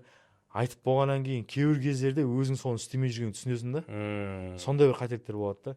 Сол үшін де мен әрдайым айтамын да, біз андай ғой, әлі өзімізбен өзіміз жұмыс істеу, көп жұмыс істеу. Көп жұмыс істеу. Мен өзімді осы жақында бір ай болдым ба, мен өзімді қатты сынға қалатын болдым көп. Өзім әлі ештеңе істеген жоқпын ғой, өзім бүйткен жоқпын ғой, сөйткен жоқпын ғой, бүйтемін, сөйтемін, істеймін, наоборот. Бірақ бұған дейін де көп жастайын инстаграмда жазған спортшылар бәрін ақыл айтасың да, бірақ соның жаңағы кейбір моменттерін өзің істемегенсің, өзің істемей жатсың да. Сол үшін де бір ойланып қалатын мәселелер болды. Сол үшін қазір көбінесе мен біреуге бір нәрсе айтудан, бір нәрсе істеуден көп шеттен бүйтіп тоқтататын болдым. Аулақпын. Біз білетінім бар, шеттей аналитика құратыным бар, бірақ ойлаймын да, бұл маған недостаточно. Мен еще әлі де маған іздену керек, мен әлі де оқу керек, әлі де даму керек маған. Әлі мен дайын емеспін деген секілді. Ертең күнде бір нәрсе істеп дәлелдеп салсам да, барынша осы ұстаным келіп тұр. Неге десе, өзімді өзім дамыту деген жаңағы бір несі андай екен да, басады екен, мысыңды басады екен да. Қой сен. Нетпе, дандайсың ма дегендей.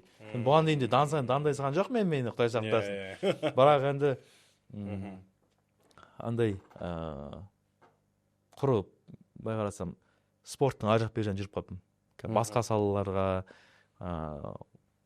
салаларға байланысты нелер оқып, бір статьялар оқып, сонда не болып жатыр да. Сол үшін көзім ашылып қызық болып жүрді, басқа бір не бар екен деп па? Басқа бір нелер. Есішті бізде қажет деген бағдарлама бар.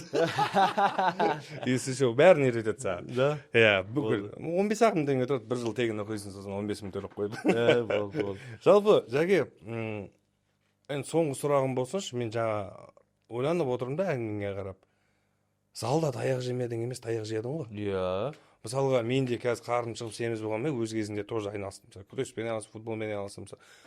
Бапкерден таяқ жемедім емес, жедім. Мысалға, мен кәдімгі үйге бүйтіп жылап барып, мені бапкер ұрды деген, жаңағыдай бір жерің ауырып қалса жаңағыда айтып, осы бапкердің осындай болды деген жоқ болды ғой бізде ондай нәрсе. Мысалға, ол залда болған нәрсе залда қалатын. Ол бапкер саған тек қана жаңа бапкер емес, әке ретінде де қарайды. Мысалға, өзінің баласындай көреді деген сияқты. Мысалға, залда таяқ жемеген спортшы жоқ, расын айтқанда. Мен таяқ жемеймін деген өтірік әңгіме. Мысалға, расымен де еркектік тәрбие керек жерінде керек болады, ол рас. Қазіргі балалар, жаңа түсінемін, әлем басқа, заман басқа, балалардың психологиясы басқа деген сияқты. Қазір оларға ұрмақты күлі оларды бетіне қатты қарап сөйлеп қойсаң бұл ертеңгі ата-аналар жетіп келіп тұрады мысалға. Ол раста. Жалпы өзің мынау бапкерсің. осы дүниелермен жалпы қалай күресіп жүрсің? Себебі болашақта сенің де артыңнан бапкерлер келеді ғой. Ертеңгі күні Құдай сақтасын бір бапкер сотталып келіп жүрмесін, осы жерден өзіңнің бір бапкерлік ақылыңды айтып жіберші. Енді көп бапкерлерге жаңағы айтып отқан ол жаңағы басында жалғыз әке шешесі айтып барады деген ол ең бастапқы этап қой. Жаңағы бір жарты жылдықта болатын нелер ғой. Жалпыламай бапкерлерге қазір көп бір айтқым келетіні аманат. Ата ананың үйінде мәпелеп қарап отқан баласын аманат деп табыстағаннан кейін сол аманатқа қиянат жасамау дейді ғой бізде қазақта. Сол аманатты дұрыстап баптау. Басты қазіргі жас буын бапкерлерге айтқым келетіні ең бірінші осы бала кезден сол патриоттық сезімдерді спорт министрлігіміз, спорт басқарып, мемлекетіміздің спорт басқармасы, спорт министрлігіміз қазір сол бағытты көп қозғай ма? Сол бағытта тренерлармен оқушыларға арасында жұмыс болу керек. Нақты жаңағы сол кішкентай балалармен жұмыс істейтін. Сосын солардың бар ғой, айлықтарын көтеріп тастасыншы. Айналайын, соларға спонсорлар шығып жатса бар ғой. Егер спонсорлар шығып жатса, сол тренерларға, залда отыратын тренерлардың айлықтарын көтерсінші. Шын мәнінде еңбек солардікі. еңбек солардікі. Кішкентай баламен жұмыс істеу оңай емес. Оның үстіне біреудің баласымен жұмыс істеу оңай емес. Біреудің баласының мінезіне қарап, оның техникасын, ол әртүрлі анатомия келеді салға. Бойы ұзын біреу келеді, бойы кішкентай біреу келеді, семізі келеді, арығы келеді деген. Ойлайын, ана тренердің миын ойлашы, ана жерде. Ұрысып жатыр, әрқайсысын. Біздің ауыр атлетика спорт андай индивидуальный подход керек. Міндетті түрде жанына келіп тұрып, жамбасын түсір, аяғын көтер, мынауын көтер, рывок, тарт, бүйт, сөйт деп әр элементті жеке-жеке түсіндіреді. Сол үшін де сол залда бала жинап, набормен жасап отқан тренерларға міндетті түрде үстемақы айлықтарын көтеріп берсінші. Осы бір сұрағым келетінім, мен барынша сұрағым келетінім осы. Солардың айлықтарын көтеріп, соларға жәрдем берсін, набор жинап отқан балаларға. Енді оларға айтатыным, олар да мемлекет үйтіп көмек беретін болса, олар да патриотты спортшы дайындасын. Рәміздерді жатқа білетін, рәміздердің авторларын жатқа білетін, жаңағы барлық жаңағы тарихтағы жаңағы осы спортқа ұлы тұлғаларды білетін, спортқа жаңағы еңбегі сіңген қайраткерлер білетін. Мысалы Каркен Ахметов деген кім деп, мысалы кеше алдында сол Каркен Ахметов интернатында оқып жатқан балаға сұрақ қойдым. Кім Каркен Ахметов деген? Білмеймін дейді. Ең бірінші спорт министрі деймін. Қазақстанда ең бірінші спорт министрі. Сен сол интернатта оқып жатсың ғой деймін да, неге сен қызықпайсың, неге сен оқымайсың сол кісі туралы? Қолымда тұр ғой телефон, гаджет, соны кірді оқып алсайшы деймін да. Сондай сол бағытта жұмыс істеу керек. Беру керек соларға. Тарихты, историяны үйретіп, патриоттық сезімден оятып, ертең неге? Өйткені оны өкімет бағып жатыр ғой. Ол интернатта оқып жатыр ма? Сол интернатта оған тамағын беріп жатыр ма тегін? Жылына білет киімін беріп жатыр ма? Ол мақтанып сол спортивканы ауылға барып киіп барады ғой. Ертең бүйтіп көшеде жүреді ғой сол спортивканы мақтанып. Тамағын беріп, жарысын апарып жатыр ма? Командировкаға жіберіп жатыр ма? Жіберіп жатыр. Қазақстанның түкпір-түкпірін айналып шықты ма? Айналып шықты. Түкпір-түкпірінде танысы бар, досы бар. Болды, ол өтті. Әлемге шықты, әлемге айналып жүр. Бір загранпаспорт толтырып ұстады, мысалы, ойбай, крутой, әлемді көріп ұстады, мысалы, класстастары студент болып жүрген кезде бұл уже шетелде көріп жүр, мысалы, сөйтіп өткен, сонда мүмкіндік беріп жатқан өкімет, сен онда сол балаға, сол өкіметке деген құрметті үйрет, өкіметті құрметтеуді, өкіметтің жаңағы несін ұстануды, заңға бағынуды, сондай балаға үйрет, ертең ұлт боламыз. Бірігеміз. Сол кезде жаңағы спортшылардың ауызбіршілігі, сол кезде жаңағы ұлтшыл, патриот, жаңағы рәміздерін қорғай алатын сондай бір ұрпақтар өсіп шығады да. Ол кезде бізге олимпийский медаль маңызды болмай қалады деп ойлаймын. Анандай ұрпақ өсіп шыққан кезде, әрине, ол кезде оның ішінен шықса да шықпаса да, олар ертең түбегейлі үлкен бір ұрпақ, кәдімгідей жобалы ұрпақ, елін, жерін, отанын сүйетін ұрпақ өсіп шығады да. Біз ауыр атлетиканың бәрібір де медаль күтеміз бәрі. Әлбетте, Бәрібір мен де күтеміз, күтемін, мен неге мен барлық спорттан Иә. күтемін. Оның ішінде әлбетте жаңағы Ауыр жүрегім атлетика. соғып тұратын ауыр атлетика. Сол үшін оларға барынша жаңағы солар үшін тілеймін, солар үшін жаңағы сұраймын. Әрине. Осы спорттан шықсын деймін. Маған маңызды емес. Мгм. Кім шығып жатыр. Бірақ мен жаңа айтып өткенім, мен өзім спортымның патриотымын. Иә. Осы спорттың патриоты болғаннан кейін маған маңыздысы кім қандай тренер шығарған емес, қандай спортшы шыққан емес, осы спортымнан шықсақ енді дейді. Ал қалған спорттарға ешқандай қарым қатынасым жаман емес, бәріне жақсылық тілеймін, бәрінің дамығанын тілеймін. Жалпы еліміздің спортының өстіп дамып, өсіп өркендеуіне бар еңбегімізді салуға дайынбыз. Жалпы айтқанда бәріне сәттілік, өзімізге жеңіс дейсің ғой. Ал Жәке, рахмет үлкен. Жақсы әңгіме болды. Расымен де былай іштарқатып әңгіме айтпағаны біраз уақыт болып өтті негізі.